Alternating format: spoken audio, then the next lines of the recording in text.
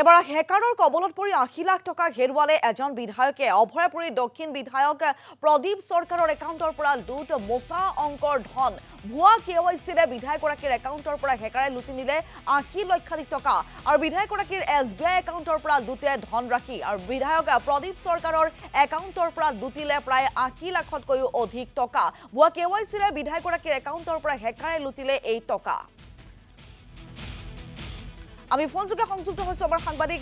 শচীন সামন্তপুৰৰ সৈতে শচীন যেটো অভয়পুৰীৰ দক্ষিণৰ বিধায়ক প্ৰদীপ সৰকাৰ একাউণ্টৰ পৰা প্ৰায় ৮০ লক্ষাধিক টকা লুটি নিছে হেকাৰে গতিকে তদন্ত কিদৰে আগবাঢ়িছে সবিশেষ খবৰ আপোনাৰ পৰা জানিম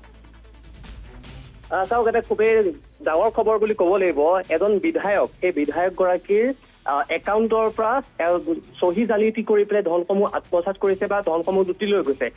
সাইবাৰ অপৰাধী লাহে লাহে ৰাজ্যখনত বৃদ্ধি হৈ গৈছে বা বাঢ়ি গৈছে খুব এটা ডাঙৰ কথা এই মুহূৰ্তত দক্ষিণ অভয়পুৰী যিগৰাকী বিধায়ক প্ৰদীপ সৰকাৰ মুঠ তিনিটাকৈ তেখেতৰ একাউণ্ট আছিলে আমি যদি চাওঁ তেখেতৰ এটা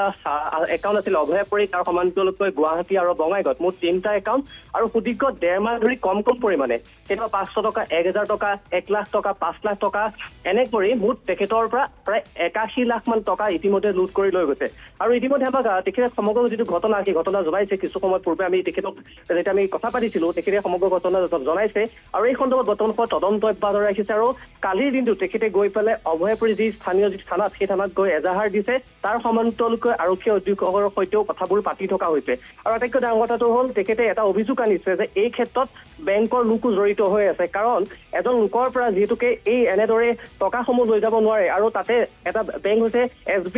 SBI দৰে এটা বিশাল যিটো বেংক সেই বেংকত সমগ্ৰ টকাসমূহ যিটো সুৰক্ষিত হৈ থাকে আৰু তেনেস্থলতে সেই বেংকৰ পৰাই বৰ্তমান সময়ত ৮১ লাখ টকা লৈ গৈছে আৰু সেই বিধায়কগৰাকীয়ে অভিযোগ দিছে যে বেংকৰ লোকো জড়িত হৈ আছে আৰু আটাইতকৈ ডাঙৰ কথাটো হ'ল পান কাৰ্ড আধাৰ কাৰ্ড আৰু তাৰ সমান্তৰালকৈ যদি চাওঁ ছহিও জালিয়াতি কৰিছে তেওঁ কৈছে মোৰ আগৰ যিটো ছহি আৰু বৰ্তমান ছহিটোৰ সৈতে মিল নাই অৰ্থাৎ ভুৱা জালিয়াতি কৰি পেলাই সমগ্ৰ যিখিনি টকা সেই টকাসমূহ ইতিমধ্যে লৈ গৈছে আৰু যিটো হৈছে আটাইতকৈ ডাঙৰ কথা আৰু ইতিমধ্যে তদন্ত অব্যাহত ৰাখিছে আৰু কৈছে যে তেখেতৰ যিখিনি টকা সেই টকাখিনি ঘূৰাই দিব লাগিব কাৰণ সেই লোকজনৰ ভুল নাই গাফিলতি হৈছে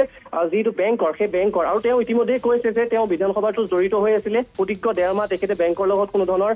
জড়িত হোৱা নাছিলে বা বেংকটো তেখেতে যোৱা নাছিলে আৰু যেতিয়া তেওঁ বেংকলৈ গৈ যে টকাৰ প্ৰয়োজন হৈছিলে যেতিয়া গৈ দেখিছে যে তেখেতৰ বেংক একাউণ্টটো শূন্য হৈ আছিল অৰ্থাৎ লাহে লাহে কৰি পেলাই তেখেতৰ বেংকৰ তিনিটা একাউণ্টত যিমানখিনি টকা আছিলে সেই টকা ভুৱা জালিয়াতি কৰি পেলাই আৰু ভুৱা চহী দি পেলাই তেখেতৰ পৰা গোটেইখিনি যিখিনি টকা সেই টকাখিনি লৈ গৈছে আৰু ইতিমধ্যে মই কৈছোৱে এই ঘটনা সন্দৰ্ভত ইতিমধ্যে তদন্ত অব্যাহত ৰাখিছে আৰু তদন্তৰ পিছতে পোহৰলৈ আহিব ইয়াত কোন কোন জড়িত হৈ আছে বা ইয়াত কোন কোন দায়ী